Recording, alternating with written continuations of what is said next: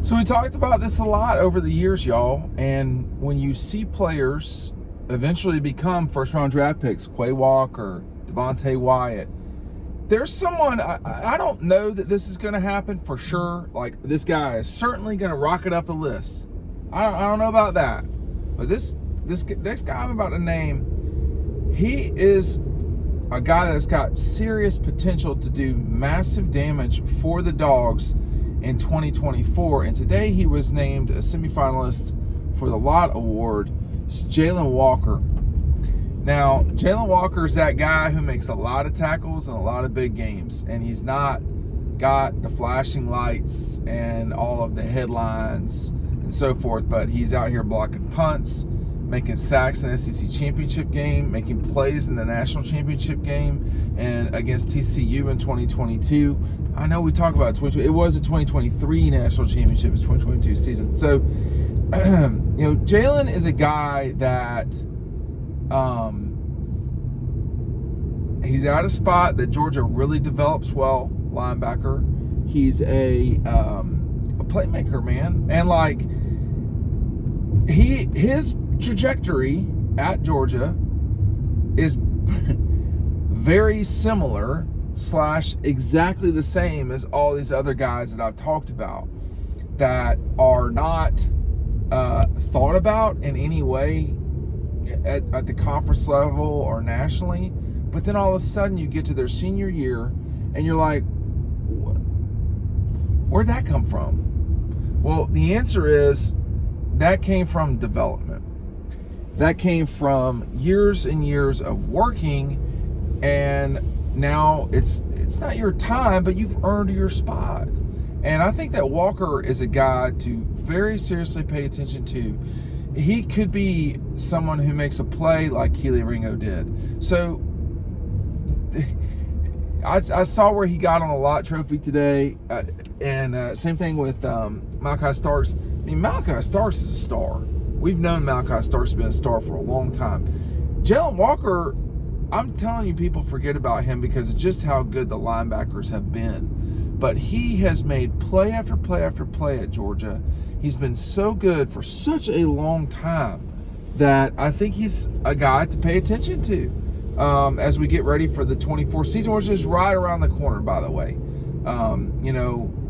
This weekend with the baseball regional, now Georgia will host NC State in that super regional. It's been a busy time, but baseball notwithstanding, everything's right around the corner. And for the Dogs, you're looking for, where are their deficiencies and where are their places where Georgia could really sort of surprise people. And Jaylen Walker's one guy to pay attention to as time goes on. There's others as well, but why is this happening?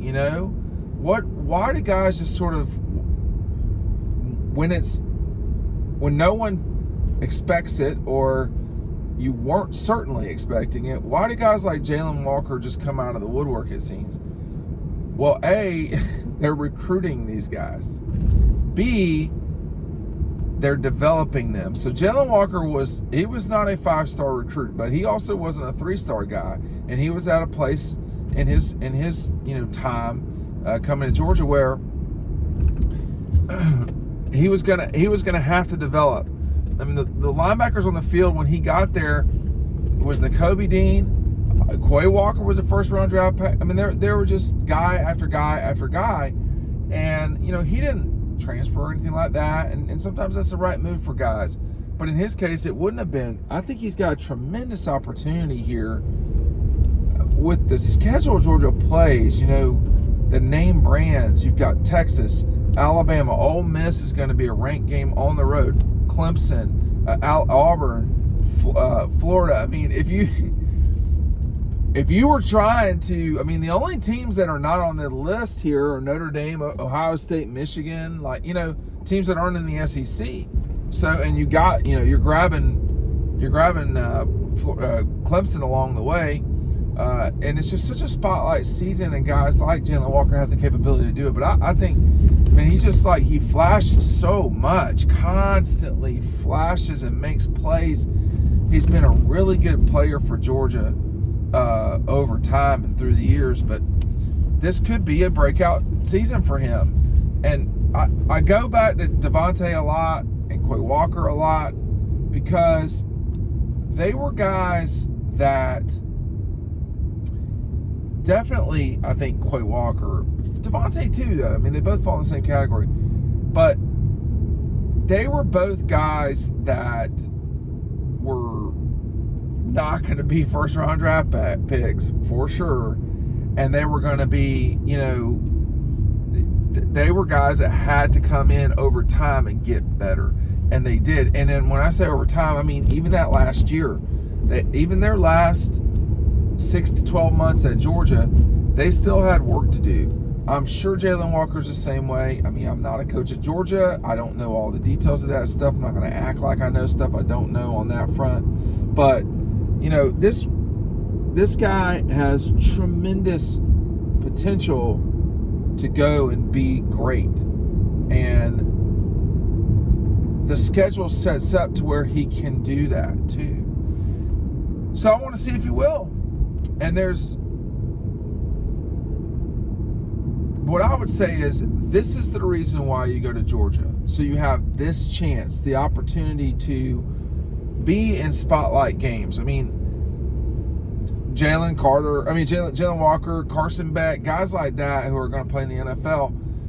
Everybody knows about Carson, but who will just jump up and get the job done, so to speak, this season when you have so many key games? You're going to play on the road at Ole Miss, a team that, coming into the season is going to be a top 10 team. Now, will they be there when the Dogs play in November? I really don't know. That's a good question.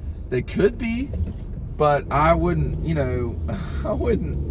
don't know. But you got right off the bat, you're going to have a top 20 Clemson team. You could be facing a top 20 Kentucky team. We'll see. You're definitely going to be taking on top 10 Alabama, perhaps top 5. Soon thereafter, you've got Texas. You've got soon thereafter, Alabama. You got Auburn. You got Florida. All along the way. It's a challenging schedule. It's a spotlight schedule. It gives guys like Carter the ability to have his Quay Walker moment. But what I remember the most about Quay was not the playoff. For Quay, to me, it was when we were up in Knoxville and